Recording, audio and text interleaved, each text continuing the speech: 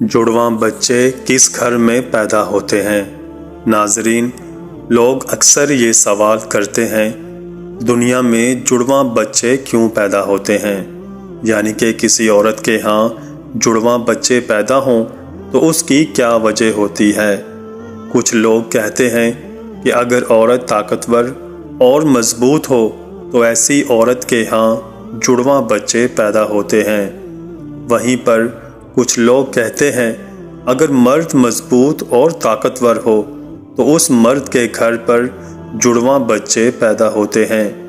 آج کی اس ویڈیو میں ہم آپ کو حضرت علی رضی اللہ تعالی عنہ کے حوالے سے اسی بات کے بارے میں بتانے والے ہیں۔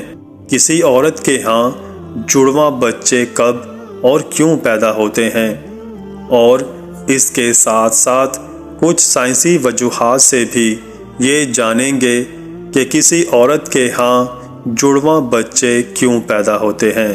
ناظرین، اولاد اللہ تعالیٰ کی بے شمار نعمتوں میں سے ایک عظیم نعمت ہے، اور اگر کسی کے گھر جڑواں بچوں کی پیدائش ہو جائے تو اس انسان کی خوشی دگنی اور چگنی ہو جاتی ہے۔ اکثر شادی شدہ مرد و عورت جڑواں بچوں کی پیدائش کی خواہش مند ہوتے ہیں۔ جڑواں بچوں کی پیدائش کو لے کر ہمارے معاشرے میں نہ جانے کتنی باتیں بنی ہوئی ہیں۔ کوئی کہتا ہے اگر عورت طاقتور اور مضبوط ہو تو جڑواں بچے پیدا کرتی ہے۔ وہیں پر کوئی کہتا ہے کہ اگر بیوی سے بار بار یعنی حد سے زیادہ ہم بستری کی جائے تو پھر بھی جڑواں بچے پیدا ہوتے ہیں۔ آئیے اب آپ کو حضرت علی رضی اللہ تعالی عنہ کے حوالے سے بتاتے ہیں کہ جڑواں بچے آخر کیوں پیدا ہوتے ہیں۔ ناظرین، عرب میں ایک شخص بیٹیوں سے سخت نفرت کرتا تھا۔ بیٹیوں کی پیدائش کو وہ اپنی مردانگی پر داغ اور اپنے خاندان کے لیے ذلت و شرمندگی کا باعث سمجھتا تھا۔ اس کے ہاں جب بھی بیٹی کی پیدائش ہوتی تو وہ اس ذلت اور شرمندگی سے بچنے کے لیے بیٹی کے پیدا ہوتے ہی رات کی تاریکی میں اسے زندہ درگور کر دیتا۔ ایک بار اللہ تعالیٰ نے اس کو 2 بیٹیوں کے ساتھ نوازا۔ جڑواں بیٹیوں کی پیدائش پر اسے بہت دکھ ہوا۔ غصے کی حالت میں دونوں بیٹیوں کو اٹھا کر قبرستان کا رخ کیا۔ حضرت علی رضی اللہ تعالی عنہ کو جیسے ہی اس بات کا علم ہوا، آپ نے قبرستان کا رخ کیا اور شخص کے پاس پہنچے اور فرمایا، اے بدبخت انسان، کیا تجھے رسول خدا صلی اللہ علیہ وآلہ وسلم کا یہ فرمان معلوم نہیں کہ بیٹیاں اللہ تعالیٰ کی رحمت ہوتی ہیں؟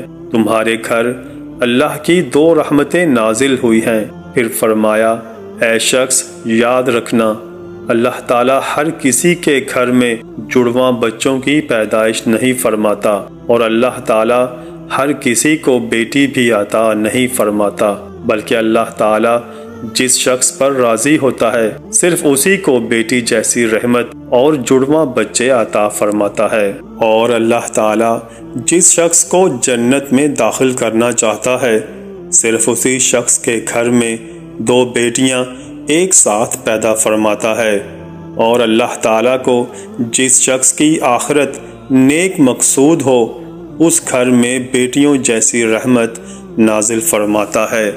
میں نے رسول اللہ صلی اللہ علیہ وآلہ وسلم کو یہ فرماتے ہوئے سنا ہے، جس انسان نے اپنی بیٹیوں کو اچھی طرح پرورش کی اور ان کی شادیاں کی تو اللہ تعالیٰ ایسے انسان پر جنت کو واجب کر دیتا ہے۔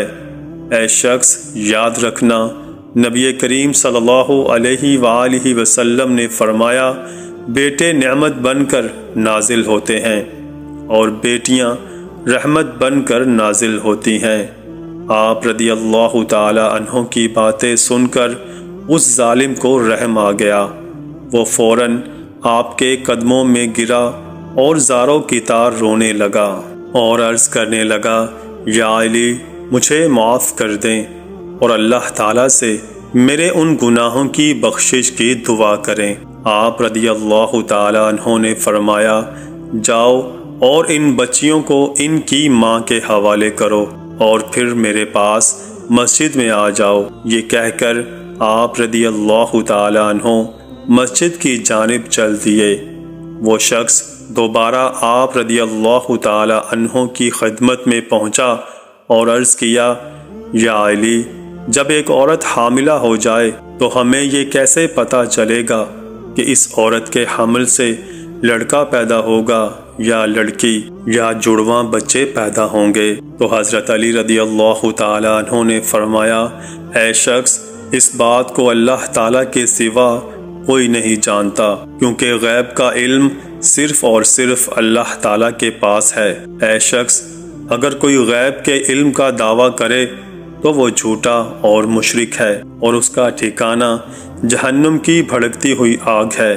اس کے بعد آپ رضی اللہ تعالی عنہ نے فرمایا، میں تمہیں ایک نشانی بتاتا ہوں جس سے تم پتہ لگا سکتے ہو کہ اس عورت کے ہاں لڑکا پیدا ہوگا یا لڑکی، یا پھر جڑواں بچے پیدا ہوں گے۔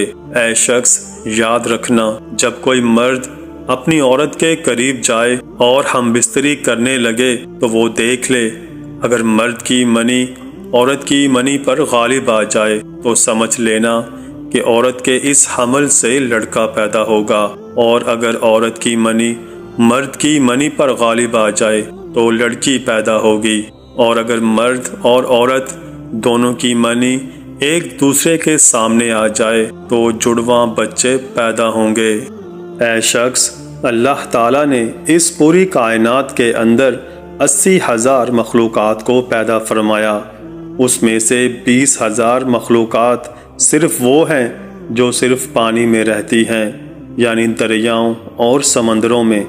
اے شخص، یاد رکھنا، اللہ تعالیٰ نے تمام مخلوقات کو جوڑوں کی شکل میں پیدا کیا ہے، یعنی نر اور مادہ کو پیدا فرمایا ہے، اور دونوں جوڑوں میں اولاد کی محبت ڈال دی ہے تاکہ قیامت تک ان کی نسل باقی رہے۔ اور دوسری 80,000 مخلوقات میں سے ایک مخلوق اللہ تعالیٰ نے ایسی بنائی ہے جو اس زمین پر رہتی ہے جو انسان ہے، اور اللہ تعالیٰ نے انسانوں کے اندر بھی نر اور مادہ کو پیدا فرمایا ہے۔ ناظرین، اس پوری کائنات میں صرف اور صرف اللہ تعالیٰ کی ذات ہے، جس کا نہ تو کوئی باپ ہے اور نہ ہی جس کی کوئی اولاد ہے، اور اس کا کوئی ہمسر نہیں۔ کائنات کی تمام مخلوقات کا صرف وہی خالق اور رازق ہے۔ اللہ تعالیٰ فرماتا ہے، غیب کا علم صرف میرے پاس ہے، یہ میں ہی جانتا ہوں کہ عورت کے پیٹ میں ہونے والا بچہ لڑکا ہے یا لڑکی، اور میں جسے چاہوں بیٹا عطا کرتا ہوں، اور جسے چاہوں بیٹی عطا کرتا ہوں، اور جسے چاہوں جڑواں بچے عطا کرتا ہوں، اور جس کو چاہوں اولاد جیسی نعمت سے محروم رکھتا ہوں، یعنی کہ بانجھ بنا دیتا ہوں۔ مسجد میں موجود تمام لوگ یہ منظر دیکھ رہے تھے کہ اتنے میں ایک شخص کھڑا ہوا اور عرض کی، یا امیر المومنین، میرا بچہ اکثر بیمار رہتا ہے اور ہر وقت روتا رہتا ہے، بہت علاج کروایا مگر کوئی فائدہ نہیں ہوا، آپ ہی مجھے بتائیں کہ میں کیا کروں؟ تو حضرت علی کرم اللہ وجہہ فرماتے ہیں، اے شخص، تم اپنی بیوی سے کہو ہر روز اس کے ماتھے پر ہاتھ رکھ کر ایک بار سورہ فاتحہ دم کرے، کیونکہ میں نے رسول اللہ صلی اللہ علیہ وآلہ وسلم سے سنا ہے کہ سورہ فاتحہ میں ہر بیماری کا علاج ہے۔ پھر فرمایا، اگر تم مردے پر 70 بار سورہ فاتحہ دم کرو اور وہ کھڑا ہو جائے تو تعجب نہیں کرنا، کیونکہ اس سورہ میں اسم اعظم ہے۔ اس کے بعد آپ رضی اللہ تعالیٰ عنہ نے فرمایا، اپنی بیوی سے کہو کہ وہ اپنے بچے کو بائیں جانب سلایا کرے، کیونکہ بچہ جب اپنی ماں کے پیٹ کے اندر ہوتا ہے تب وہ ماں کے دل کی دھڑکن کو سنتا ہے، جسے سن کر وہ سکون محسوس کرتا ہے اور وہ دھڑکن کی آواز سے مانوس ہو جاتا ہے۔ مگر جب وہ پیدا ہونے کے بعد ماں کے جسم سے جدا ہو جاتا ہے تو اسے وہ آواز سنائی نہیں دیتی جس سے بچہ بے چین ہو جاتا ہے اور رونے لگتا ہے۔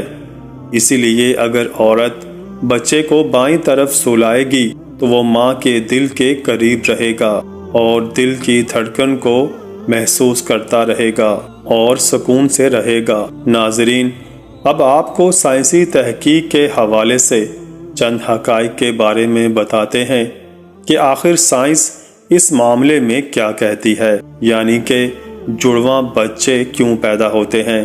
ناظرین، حال ہی میں جڑواں بچوں پر کیے گئے ایک تازہ سروے میں بتایا گیا ہے کہ جڑواں بچے دو قسم کے ہوتے ہیں۔ پہلی قسم کے وہ بچے جو ہو بہو ایک جیسے لگتے ہیں، یعنی کہ دونوں کی شکل ایک جیسی ہوتی ہے، اور دوسری قسم کے جڑواں بچوں کی شکل و صورت میں کافی فرق ہوتا ہے، جن کی شکل آپ میں تو کیا بلکہ گھر کے کسی فرد سے بھی نہیں ملتی۔